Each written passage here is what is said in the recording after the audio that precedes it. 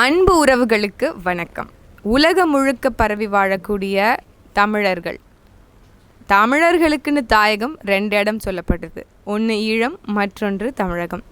ஈழம் இன்னைக்கு நம்ம கையில் இல்லை, எஞ்சி இருக்கிறது தமிழ்நாடு. அப்போ தமிழ்நாட்டில் இருக்கக்கூடிய தமிழர்களுக்கு உலகம் முழுக்க இருக்கக்கூடிய தமிழர்களுடைய உரிமைகள் காக்கப்படணும், பாதுகாக்கப்படணும் அப்படின்னா அரசியல் அதிகாரம் ஒன்றே தீர்வு. அந்த அரசியல் சாக்கடையில் பூக்கடை என்பதை பேசுவதற்காக வாங்க பேசலாம். இது தமிழ் முழக்கம். மூச்சை இழக்கலாம், பேச்சை இழக்கலாமா? இன்று நம்மளோட இணைந்திருக்கும் 2 சகோதரிகள், அக்கா குளோரியும் அக்கா சிவகாமி அவர்களும். வணக்கம். வணக்கம் அக்கா, நாணயத்தை வெளியிட என்ன நாணயமாக நடந்திருக்கிறார் ஐயா கலைஞர் கருணாநிதி அப்படிங்கிறத ஒரு சில பேர் ஊடகத்தில், சமூக வலைத்தளங்களில் கேட்டுட்டு வராங்க. ஏன் எங்கள் தலைவருக்கு ஒரு 100 ரூபா நாணயம் கூட வெளியிடக்கூடாதா அப்படின்னு எதிர்த்தரப்பு ரொம்பவே குமுறுது. இதை பற்றி உங்களுடைய கருத்துக்களை பகிர்ந்துக்கோங்க. அது மக்களின் மனக்குமுறல் தானே. நாணயம் இல்லாத ஒரு தலைவருக்கு எதற்காக நாணய வெளியீட்டு விழா என்பது அது மிக நியாயமான ஒன்று தானே. அண்ணா அவர்களுடைய அமைச்சரவையில் ஊழலை அறிமுகப்படுத்தியவர் ஐயா கலைஞர் கருணாநிதி அவர்கள். அது எல்லோரும் அறிந்த ஒரு விடயம்தான். அதற்கு சர்க்காரியா கமிஷன் மிகப்பெரிய ஒரு உதாரணம். கச்சத்தீவை தூக்கி கொடுத்ததா இருக்கட்டும், தாரை வார்த்து கொடுத்து இன்னைக்கு மீனவர்களுடைய வாழ்வாதாரத்தை, வாழ்க்கையை மிகப்பெரிய ஒரு கேள்விக்கு ஆளாக்கியது அடிப்படை காரணம் இவரோட ஆட்சியில் தானே நடந்தது. காவிரி நீர் பிரச்சனை, அதற்கு யார் அடிப்படை காரணமாக இருந்தது? யார் அன்றைக்கு? முல்லை பெரியார் 1970 76 அச்சுதமேனன் அவர்கள் கூட போட்ட ஒப்பந்தம் யார் போட்டது? இவர் போட்டது தானே. அது வரைக்கும் முல்லை பெரியாரில் இருந்த உரிமை நமக்கு தானே இருந்தது. அங்கே காவல் காக்கிற உரிமையாக இருக்கட்டும், மீன் பிடிக்கக்கூடிய உரிமையாக இருக்கட்டும், படகுகள் இயக்கக்கூடிய உரிமையாக இருக்கட்டும், எல்லாமே நம்ம பக்கம் தானே இருந்தது. அந்த ஒப்பந்தத்தை போட்டது யார்? அதுக்கு அடித்தளமிட்டவரும் இவர் தானே. இது போல் இன்னைக்கு நம்ம சந்திச்சிட்டு இருக்க எல்லா பிரச்சனைக்குமே அடிப்படை காரணம்னு ஒன்று இருக்கு இல்லையா? அந்த அடிப்படை காரணமாக இருந்தவர் ஐயா கலைஞர் கருணாநிதி அவர்கள். மிகப்பெரிய ஒரு இன்னைக்கு நீட்டு எவ்வளோ பெரிய ஒரு பிரச்சனை நம்ம சந்திச்சுட்டு இருக்கோம்னு எல்லாருக்குமே தெரியும், மாணவர்கள் மத்தியில். அந்த நீட்டுக்கு கல்வி மாநில பட்டியலில் இருந்தது பொது பட்டியலுக்கு மாறுச்சே, அன்னைக்கு இவருடைய ஆட்சி தானே நடந்துட்டு இருந்தது. அப்போ இத்தனை தவறுகளுக்கும் இவ்வளோ பெரிய ஒரு வரலாற்று பிழைக்கு அடிப்படை காரணமாக இருந்தது ஐயா கலைஞர் அவர்கள். யாராலும் மறுக்க முடியாத ஒரு விடயம் தானே இதெல்லாம். அப்போது மக்கள் இதை கூறுறதுல நியாயம் இருக்குதானே. இல்லை, ஃபாசிஸ்டுகளை உறுதியாக நாங்கள் வேறறுப்போம், கார்ப்பரேட் கைக்கூலிகளை நாங்கள் இந்த சமூகத்திலிருந்து விரட்டி அடிப்போம் அப்படின்னு பல தீர்மானங்களை நாடாளுமன்றத்தில் இல்லை சட்டமன்றத்தில் கொண்டு ஒரு பெரிய சீர்திருத்தத்தை ஐயா கலைஞர் அவர்கள் செய்திருக்கிறார் அப்படிங்கிறது தான் எதிர்த்தரப்புடைய கருத்துக்களாக இருக்குது. பாராளுமன்றத்தில், நாடாளுமன்றத்தில் எல்லாம் அவங்க அறிக்கைகள் வெளியிடுறதுல எப்போவுமே அறிக்கைகளின் நாயகர்கள் தான் அதிமுக எல்லாமே அறிக்கையாக போட்டு நாங்கள் இருக்கோம் அப்படின்னு காட்டிப்பாங்க. ஆனால் செயல்பாடில் எதுவுமே இருக்காது. அறிக்கை ஒன்று பேசும், அவங்களோட செயல்பாடு இல்லை அடுத்த மாநிலங்களோட போடப்படுகின்ற ஒப்பந்தம் எல்லாமே தமிழர்களுக்கு மாற்றி தான் இருக்கும்.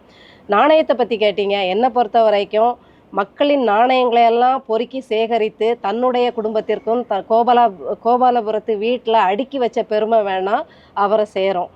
இன்னும் அதை நாணயமற்றவருக்கு நாணயம் கொடுக்கறது தமிழ்நாட்டின் ஒரு சாபக்கேடு, அப்படிதான் என்னால் சொல்ல முடியும். இன்னும் ஒரு சில பேர் சமூக ஊடகத்தில் என்ன சொல்கிறாங்க அப்படின்னா, 40 எம்பிகளை வச்சு நன்னயம் செய்யாமல் நாணயம் வெளியிடுவது ஒரு நயவஞ்சகமாக தெரியலையா அப்படின்னு கேட்குறாங்க. உண்மைதான். ஏன்னா தனக்கான தளபதிகள், தனக்கான போர் வீரர்கள் கிடைக்கும்போது நாட்டை எப்படி வளப்படுத்தணும் அப்படின்னு தான் ஒரு அரசனோட இல்லை தலைவனோட சிந்தனையாக இருக்கணும். அதை விட்டுட்டு தன் பெருமை பேசுவதிலும் தங்களுக்கான இருப்பை காட்டிக்கொள்வதிலும் அவங்க முனைப்பாக செயல்படுறாங்கன்னா அவங்க ஒரு பாசாங்குத்தனமான அரசியல் பண்ணுறாங்க, ஆளுமையை பண்ணுறாங்கன்னு தான் அர்த்தம். அது ஆளுமையில் கூட வராது. நீங்கள் பார்த்தீங்கன்னா இவங்க செயல்பாடுகள்லாம் மொத்தமாக பூஜ்ஜியம் தான். எதுவுமே நாட்டுக்கு பெருசாக நல்லதுன்னே இருக்காது. சமூக நீதி எல்லாமே சொல்லுவாங்க, அது அநீதியாக தான் எல்லாமே இருக்கும். அப்போ தங்கள் இருப்பை, வரலாற்றில் தங்கள் இருப்பை காட்டிக்கொள்ளணும் அப்படிங்கிற ஒரு முனைப்புக்கு குறுக்கு வழியில் தான் எப்போவுமே போயிட்டுருப்பாங்க. செலவைப்பாங்க, அதுக்கப்புறம் இது மாதிரி நாணயம் வெளியிடுவாங்க. சிலை வச்சு நாட்டை துண்டாடினவங்க இல்லை மக்களுக்கு எதிராக தங்களுடைய ஆட்சியை வச்சவங்களோட நிலைமையெல்லாம் இப்போ என்னங்கிறது பங்களாதேஷ்லேயும் பார்த்தோம், ஸ்ரீலங்காலேயும் நம்ம பார்த்தோம். ஒவ்வொரு நாட்டிலையும் அந்த புரட்சி வெடிக்கும் போது உடைபடுவது முதலாவது சிலை. ஏன்னா அது வெறும் காட்சி பொருளாக தான் இருக்கே தவிர செயல்பாட்டு வடிவமாக இல்லை அப்படிங்கிறது தான். இந்த சிலைகளும் உண்மையிலே போலித்தனமான இந்த சிலைகளும் ஒரு நாள் உடைபடும் அப்படிங்கிறது தான். பாசிசம் தேர்தல், ஒவ்வொரு தேர்தல்லையும் பாசிச பாஜக உள்ளே வந்துடக்கூடாது, இப்படி தான் இவங்களோட ப்ரொபகண்டா. நம்ம நாம் தமிழரையும் முடக்கிறதுக்கு இதே தான் கையில் எடுத்துகிட்டு இருப்பாங்க. ஆனால் அன்னைக்கே சொல்லிட்டாங்க, தமிழனை வீழ்த்தணும்னு வந்துடுச்சுன்னா ஆரியமும் திராவிடமும் ஒரு நாள் கை கோர்க்கும் அப்படின்னு சொல்லுவாங்க. இதுக்கு உங்களுக்கு எடுத்துக்காட்டு நீங்கள் சமீப காலத்து நடப்புகளை பார்த்தீங்கன்னா தெரியும். ஆளுநருடைய தேநீர் விருந்தில் கலந்துக்கிட்டது அது அரசியல் நாகரிகம் தானே அப்படின்னு சொல்லுவாங்க. அப்படின்னா அதிமுக அன்றைய காலகட்டத்தில் ஒன்றிய அரசோடு இணக்கமாக இருந்தது நாகரிக அரசியல் தானே. இவங்கள கூட்டணியிலே இல்லை, ஆனால் நாகரிக அரசியல்னு சொல்கிறாங்க. ஆனால் அன்னைக்கு அதிமுக கூட்டணி. அப்போ கூட்டணி இணக்கங்கிறது இன்னும் ஒருபடி மேலே தான் இருக்கும். அன்னைக்கு மானம் இருக்கா, ரோஷம் இருக்கா, ஆளுநர் கைக்குள்ளெல்லாம் போய் கொத்தடிமையாக இருக்காங்கன்னு சொன்ன இதே வாயி இப்போ இதெல்லாம் இருக்கான்னு நம்ம கேட்குற அளவுக்கு இருக்குது. ஹெச் ராஜாங்கிற ஒரு பாசிச பாஜக தலைவர்கிட்ட கையை கோத்துக்கிட்டு இருக்காங்க. ஆனால் நீங்கள் மீன்ஸில் பார்த்தீங்கன்னா ஃபுல்லாக அண்ணாமலை சீமானை கட்டி பிடிச்சிட்டாரு, உடனே பாஜக காவி ட்ரௌசரை போட்டு எதையாவது ஒன்று அசிங்கப்படுத்திட்டு இருக்குது. ஆனால் இன்னைக்கு இவங்க கையை பிடிச்சி கை கோத்துக்கிட்டு அண்ணாமலைக்கு அழைப்பு விடுக்கிறதாகட்டும் இப்படி ஒன்று ஒன்றா பண்ணிக்கிட்டே இருக்காங்க. நான் முன்னாடியிலேருந்தே என் பதிவுகளை பார்த்தா நான் தெரியும். ஆமாம் நாம் தமிழர் பாஜகவோட பி டீம், நீங்கள் திமுக ஏ டீம் அப்படின்னு தான் போட்டிருப்பேன்.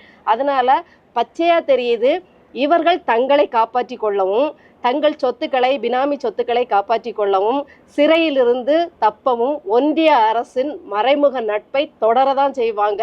ஆனால் பரப்புரையில் நம்மளை பி டீம்னு சொல்லிட்டு இருப்பாங்க. இது மக்கள் தான் இந்த தெளிவாக இதை புரிஞ்சுக்கிட்டு நடந்துக்கணும். மரியாதைக்குரிய ராஜ்நாத் சிங் அவர்கள் ஒன்றியத்திலேருந்து ஒன்றிய அமைச்சராக ராஜ்நாத் சிங் அவர்கள் இந்த நாணய வெளியீட்டு விழாவில் கலந்துக்கிட்டார். அது இந்த நிகழ்வை ஏற்படுத்தியது, அதாவது ரிசர்வ் பேங்க்கு அண்ட் அவங்க தான் வெளியிடக்கூடிய காயின் அண்ட் இது ஒரு ஒன்றிய அரசினுடைய நிகழ்வு இப்படியெல்லாம் அவர்கள் சொல்லும்போது இது ஒரு ஒன்றிய அரசு நிகழ்வா இல்லை மாநில அரசு நிகழ்வா, முதல்ல அரசியல் கட்சி நிகழ்வா இல்லை தனிப்பட்ட ஒரு கட்சியை சார்ந்த ஒரு நிகழ்வா அப்படிங்கிற ஒரு புரிதலை எங்களுக்கு சொல்லும்படி கேட்குறேன். அதாவது அவர்களை பொறுத்த வரைக்கும் எப்படின்னா, நாங்கள் ஒன்றியத்தில் இருக்கக்கூடிய ஆளுநர் ரவி அவர்களுடைய தான் நாங்கள் நட்பில் இருப்போம். பிஜேபியில் இருக்கக்கூடிய ஆளுநர் ரவி கூட எங்களுக்கு தொடர்பு இருக்காது. அது வேற ரவி, இது வேற. ஆமாம், அது வேற இது வேற அப்படின்ற மாதிரி. அதே மாதிரி பார்த்தீங்கன்னா பிஜேபியில் இருக்கக்கூடிய ஐயா மோடி அவர்களுக்கும் எங்களுக்கும் பிடிக்காது. நாங்கள் அவருக்கு முற்றிலும் எதிரானவர்கள், எதிர் சிந்தனையை உடையவர்கள். ஆனால் ஒரு பாரத பிரதமராக எங்களுக்கு மோடி அவர்களுடைய அனைத்து கொள்கைகளுக்கும் கோட்பாடுகளுக்கும் நேரடியாக சில நேரமும் மறைமுகமாக பல நேரமும் நாங்கள் ஒன்றாக இருப்போம் அப்படின்றதான் அவர்களுடைய நிலைப்பாடு. அதுதானே இப்போ காட்டியிருக்கு. அப்படியெல்லாம் கிடையாது. தீகார் ஜெயில் கொடுக்குற பயம்தான், வேற எதுவும் கிடையாது. இப்போ தேநீர் விருந்து கூட அப்படித்தானே. இவர்கள் என்றைக்கு இவர்கள் ஆரியத்திற்கும் இவர்கள் எதிரானவர்கள் அப்படின்னு பலமுறை சொல்றாங்க. இது எப்படி ஏற்புடையதாக இருக்கும்? ஆரியமும் இவர்களும் வேறு வேறு என்பது எப்படி ஏற்புடையதாக இருக்கும்? என்றைக்கு அவர்கள் தனித்தனியாக முதல்ல இருந்திருக்காங்க. அவங்க இந்தியா அளவில் ஆரியத்தை கட்டமைக்கணும்னு துடிக்கிறாங்க. இவங்க மாநில அளவில் திராவிடத்தை கட்டமைக்கணும்னு முழிக்கிறாங்க. இனிமேல் நீங்கள் தமிழ்நாட்டு முதல்வர் ஐயா ஸ்டாலின்னு சொல்லக்கூடாது. திராவிட தலைவருங்கிறதுனால கர்நாடகம், கேரளா, தமிழ்நாட்டு ஆகிய 3-4 மாநிலத்தின் முதல்வர்னுங்கிற அடைமொழியோட சொல்லுங்கள். ஏன்னா நான் படித்த வரைக்கும் திராவிடம்னா ஒரு 3-4 மாநிலத்தை சேர்த்து தென்னிந்தியாவில் உள்ள மாநிலங்களை சொல்கிறதுக்கு பேர் தான் திராவிட நாடு. இப்போ இவங்க திராவிட நாடுன்னு சொல்லிகிட்டு இருக்காங்கன்னா அவர் நம்முடைய தமிழ்நாட்டின் முதல்வர் மட்டுமல்ல, கன்னடர்களுக்கும் மலையாள தேசத்துக்கும் சேர்த்து நம்முடைய முதல்வராக இருக்கிறாரு. மற்றவங்கெல்லாம் சும்மா டம்மியாக இருக்காங்களோ தெரியல. இன்னும் திராவிடம் என்ற ஒன்றே இருக்குதா என்னன்னு தெரியல. அதுவே மிகப்பெரிய ஒரு கேள்விக்குறி தான். அப்படி இருக்கக்கூடிய பட்சத்தில் இவர்கள் எப்பவுமே ஒன்றா தான் இருப்பாங்க. ஆரியமும் திராவிடம் வேறு வேறு அல்ல. அன்னைக்கே முத்துராமலிங்க தேவராயா அவர்கள் மிக தெளிவாக சொல்லியிருப்பாங்க. இப்போ நீங்கள் இதை இது கட்சி நிகழ்வு இல்லை, இது ஒரு அரசியல் நிகழ்வு அப்படின்னு ஒத்துக்கிறீங்களா? ரெண்டுமே தான். இதில் தன்னலமும் இருக்குது, அரசியல் சார்ந்தும் இருக்குது, கட்சி சார்ந்தும் இருக்குது. ரெண்டையும் பிரிக்க முடியாது. சார்ந்த நிகழ்வில் பலரும் வந்து கேட்குற கேள்வி என்ன அப்படின்னா, பாஜகவை ரொம்ப கடுமையாக எதிர்க்கக்கூடிய இந்த அரசு ராஜ்நாத் சிங் அவர்களை அழைத்திருக்கிறது. கடந்த காலங்களில் உங்கள் அப்பன் வீட்டு காசான மரியாதைக்குரிய நிர்மலா சீதாராமன் அவர்களை இங்கே இருக்கக்கூடிய விளையாட்டுத்துறை அமைச்சர் கேட்டதுண்டு. கடந்த காலத்தில் வந்து கோபேக் மோடின்னு எல்லாரும் வந்து கருப்பு ஆடை வந்து தரித்து உடை உடுத்தி இன்னைக்கு நம்மளுடைய முதலமைச்சரெல்லாம் நின்று எதிர்ப்பு தெரிவித்தது உண்டு. கோபேக் மோடி என்று சொல்லி அவர்கள் போராடினதெல்லாம் வந்து நமக்கு நினைவு இருக்கும். அப்படி இருக்கும்போது இன்னைக்கு ராஜ்நாத் சிங் வருகிறார், ஆனால் ராகுல் காந்தியை அவர்கள் அழைக்கவில்லை. அப்படிங்கும்போது அதை எப்படி நாம் எடுத்துக்கிறது? இதற்கு முன்பு வெள்ளை கொடியை கூட தான் காட்டியிருக்காங்களே, வெள்ளை கொடை. அதை நம்ம வந்து வெள்ளை கொடி அப்படி கூட நம்ம எடுத்துக்கலாம். ஆமாம், சமாதான கொடி எப்படி வேணாலும் எடுத்துக்கலாம். அதையும் தானே அவர்கள் வந்து காட்டியிருக்காங்க. கருப்பு கொடி மட்டுமா காட்டினாங்க? அது மாதிரி தான் ஒரு படத்தில் வந்து விவேக் ரொம்ப வீரமாக தனுஷ்ட வீரவசனம் பேசி ரவுடியை நான் இப்போ என்ன பண்ண போகிறேன் பாரு அப்படின்ட்டு உள்ளே போவார். போயிட்டு நீங்கள் பிகைண்ட் த சீன் பார்த்தீங்கன்னா அவர் காலை பிடிச்சி அமைக்கிட்டு இது எல்லாமே மக்களை ஏமாற்றக்கூடிய ஒரு விடயம் தான். இது எல்லாமே மக்களை வந்து முட்டாளாக்கக்கூடிய ஒரு விஷயம்தான். இவர்கள் வந்துட்டு இன்னைக்கு ஐயா திருமாவளவன் அவர்கள் கூட ஒரு பேட்டியில் சொல்லியிருப்பார், தலித்துகள் வந்து தலித்துலேருந்து ஒருவர் வந்து முதல்வர் ஆக முடியாது அப்படின்னு சொல்லியிருப்பாரு. இவர்கள் ஆக விட மாட்டார்கள். தலித் வந்து முதல்வர் ஆக முடியாதுன்றதுக்கு என்ன சான்று இருக்கு? இந்தியாவிலே மிகப்பெரிய மாநிலம் யூபியில் வந்திருக்காங்க. அம்மையார் மாயாவதி அவர்கள் 3 முறை தேர்ந்தெடுக்கப்பட்ட முதல்வராகவே வந்திருக்காங்க. பஞ்சாப்ல வந்திருக்காங்க, கர்நாடகாவில் ஆண்டிருக்காங்க, ஆந்திராவில் ஆண்டிருக்காங்க. ஏன் தமிழ்நாட்டில் மட்டும் இது சாத்தியம் இல்லை? இவர்கள் சாத்தியப்பட விடமாட்டார்கள். இவர்கள் எல்லா எதிர்ப்புமே பேசுவாங்க. ஆரியம் எதிர்ப்பு பேசுவாங்க, ஹிந்தி எதிர்ப்பு பேசுவாங்க, சாதி மேலாதிக்க எதிர்ப்பு, இதை பற்றி எல்லாமே பேசுவார்கள். இது எல்லாமே எதுக்காகன்னா, இன்னொரு இனம் இங்கே வளர்ந்துடக்கூடாது அப்படின்றதுக்காக இவர்கள் பேசக்கூடிய இவர்களுடைய எதிர்ப்பு அந்த அளவில் தான் இருக்கும். மற்றபடி பார்த்தீங்கன்னா உள்ளார அவர்கள் இருவருமே ஒன்று தான்.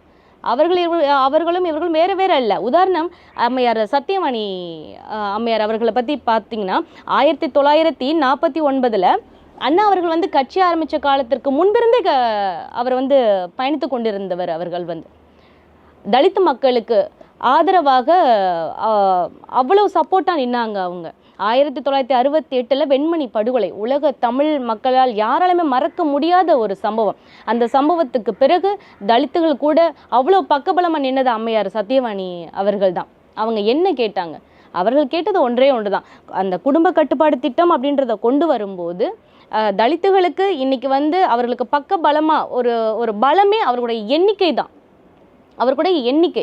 நீங்கள் அந்த குடும்ப கட்டுப்பாடு திட்டத்தை வந்து அதிகமாக அற்பத்தனமான இலவசங்களை கொடுத்து, இந்த இலவசம்ன்றது இவர்களுக்கு இன்றைக்கு மட்டும் இல்லை, தொட்ட காலத்துலேருந்தே இவர்கள் பண்ணிட்டு இருக்கக்கூடிய ஒரு விஷயம் தான் அந்த இலவசம் அப்படின்றது. அப்போ அந்த அற்பத்தனமான இலவசங்களை கொடுத்து அந்த தலித் மக்களிடையும் அந்த ஏழை மக்களிடையும் தான் இவர்கள் அந்த குடும்ப கட்டுப்பாடு திட்டத்தை கொண்டு வந்தாங்க. இதை எதிர்த்து அன்னைக்கு போராடினாங்க. கேள்வி கேட்ட ஒரே காரணத்துக்காக கட்சியிலேருந்து நீக்கப்பட்டார், டிஸ்மிஸ் செய்யப்பட்டார். அதாவது நம்ம நினைக்கிறோம் இன்னைக்கு தான் பேசுகிறவங்க தூக்கி உள்ளே வைக்கிறாங்க அப்படின்னு. கிடையாது. அன்னைக்கு சத்தியவாணி அம்மையாருக்கு நடந்தது தான். அன்னைக்கு அவர் அதனால தான் நான் குறிப்பிடுவது, இப்போ நடக்கக்கூடிய அனைத்து பிரச்சனைகளுக்குமே ஆரம்ப புள்ளி வந்து ஐயா கலைஞர் கருணாநிதி அவர்கள் தான் அப்படின்னு நான் இதற்காக தான் குறிப்பிடுறது. அவரை டிஸ்மிஸ் செஞ்சுட்டு அவர் வீட்டுக்கு கூட வரல. அதுக்குள்ளார மின்சாரத்தை துண்டிச்சாங்க, குடிநீர் இணைப்பை துண்டிச்சாங்க, டெலிஃபோன் அந்த கனெக்ஷனை துண்டிச்சாங்க, எல்லாத்தையுமே துண்டித்தார்கள். அப்போ இவர்கள்ட்ட எங்கே இருக்கு? இவர்கள் வந்து தலித்தும் நாங்களும் ஒன்றுக்குள்ள ஒன்று அப்படின்னு இவங்க சொல்றதுல என்ன அங்கே இருக்கு? வெளிப்படைத்தன்மைன்றது ஒன்று வேணும் இல்லைங்களா? அப்படிப்பட்ட ஒரு கூட்டணி கூட தான் வந்து ஐயா திருமாவளவன் அவர்கள் வந்து தொடர்ச்சியாக அங்கம் வகிச்சிருக்காரு. அதாவது ஐயா திருமாவளவன் அவர்களை பற்றி நினைக்கும் அவர், அதாவது சகோதரி, அவர் கடந்து வந்த பாதை வந்து சாதாரண பாதை கிடையாது. ஐயா அவர்களுடைய மேடை பேச்சுகளையும் கேட்டது உண்டு. அவரை பற்றி நிறைய நான் கேள்விப்பட்ட வரைக்கும் சொல்கிறேன்.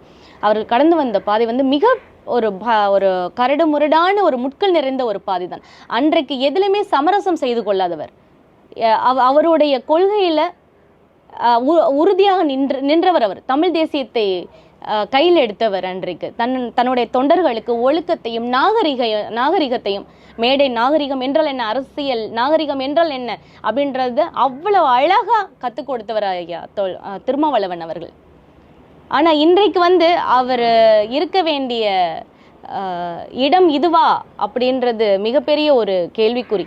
இல்லை என்ன கேட்டா, தன்னுடைய பிறந்தநாள் கொண்டாட்டத்தில் ஒரு கவியரங்கம் வைத்து அதில் பிற கட்சி தலைவர்களை எள்ளி நகையாடுவதை கண்டு ரசிப்பதை பார்க்கும்போது உள்ளபடியே அது எப்படி மற்ற இளைய தலைமுறை பிள்ளைகள் எடுத்திருப்பாங்கன்னு தெரியாது. அதை பற்றி அந்த வார்த்தை, அந்த கோமாளி அப்படின்ற வார்த்தை அவர்கள் உபயோகப்படுத்தும் போதே ஐயா அவர்கள் எழுந்து அதை நிறுத்திருக்கணும்.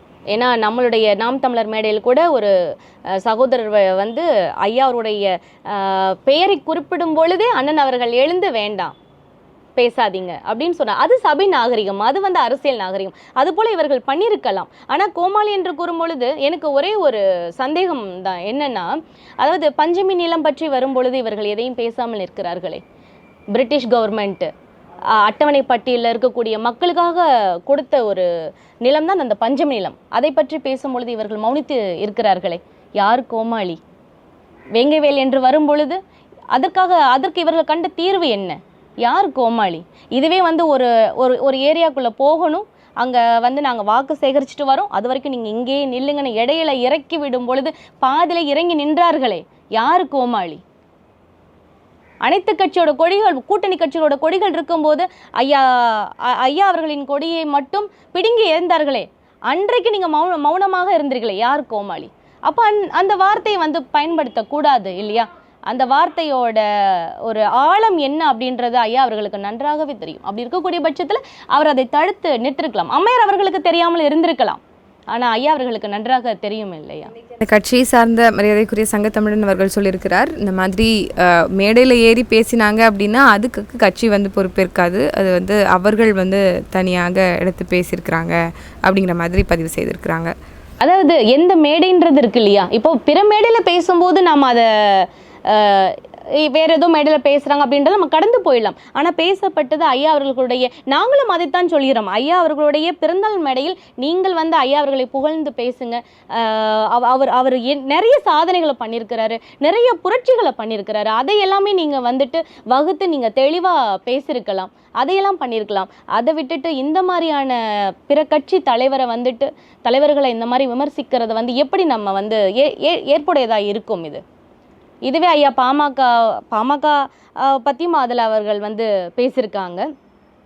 ஒரு காலகட்டத்தில் இதுவே பாட்டாளி மக்கள் பாமகவும் விசிகாவும் பார்த்திங்கன்னா ஐயா தொல் திருமாவளவன் அவர்களும் ஐயா டாக்டர் ராமதாஸ் அவர்களும் பார்த்திங்கன்னா மிகவும் நெருக்கமாக இருந்தவர்கள் தானே ஒரு காலகட்டத்தில். இடையில் வேண்டுமானால் சில அவர்கள் அதை சாதி கட்சியாக எடுத்துட்டு போயிருந்திருக்கலாம். அது மிக கசப்பான ஒரு நிகழ்வு தான். ஆனால் அந்த காலகட்டத்தில் கூட பார்த்திங்கன்னா ஐயா பூவை மூர்த்தியார் அவர்கள் இங்கே ஒரு பனங்கல் பார்க்கில் ஒரு மாநாடு நடத்தினாங்க. அந்த மாநாட்டுக்கு ஐயா டாக்டர் ராமதாஸ் அவர்களை தான் சிறப்பு விருந்தினராக அழைப்பு விடுத்திருந்தாங்க. அப்போது அந்த மாநாட்டில் பார்த்திங்கன்னா அவருக்கு ஒரு ஐயா ராமதாஸ் அவர்கள் அமர்வதற்காகவே பார்த்திங்கன்னா அது வேறு மாதிரியான ஒரு ராஜாக்கள் அமர்வது போன்ற ஒரு இருக்கை வைக்கப்பட்டிருந்தது. ஆனால் ஐயா ராமதாஸ் அவர்கள் மூர்த்தியார் அவர்களை கூப்பிட்டு அதை ஒடுக்கப்பட்ட சமூகத்தோட மிக முக்கியமான மிக உயர்ந்த பிரதிநிதி நீங்கள் அதில் உட்காருங்க அப்படின்னு அவரை உட்கார சொல்லிட்டு ஐயா ராமதாஸ் அவர்கள் பிளாஸ்டிக் சேரில் தான் உட்காந்துருப்பார். அப்போ அப்படி ஒன்றா தானே இருந்தாங்க. இன்றைக்கி உங்களுடைய பிறந்தநாள் மேடையில் இந்த மாதிரி ஒரு விஷயங்கள் பேசப்படுதுன்னா அது உட்பகையை தூண்டக்கூடிய ஒரு விடயம் தானே. அது இரு பிரிவாக எல்லாமே அண்ணன் தம்பிங்க தானே, பங்காளி சண்டை மாதிரி தானே, எல்லாமே ஒன்றுக்குள்ள எல்லாமே ஒரே தொப்புள் கூடிய உறவுகள் தானே. அப்போ ஏதோ ஒரு பிரிவினை அங்கே வருதுன்னா பேசி அதை சுமூகமாக அது கலந்து ஆலோசனை செஞ்சு அந்த மாதிரி கொண்டு போகணும். இந்த ஒரு சூழலில் இப்படிப்பட்ட ஒரு நிகழ்வை பிரிவினையை தோன்றதா, உட்பகையை இன்னும் மேலும் வலுப்படுத்துறதா இருக்கு இல்லைங்களா? ஒரு வகையில் பார்த்தீங்கன்னா திருமாவளவன் அண்ணன் சொன்னது அவர் உண்மையை தான் பேசியிருக்காரு. திராவிடத்தோட தொங்கு சதையாக இருக்கிற வரைக்கும் கண்டிப்பாக தலித்துகள் முதல்வராக முடியாது.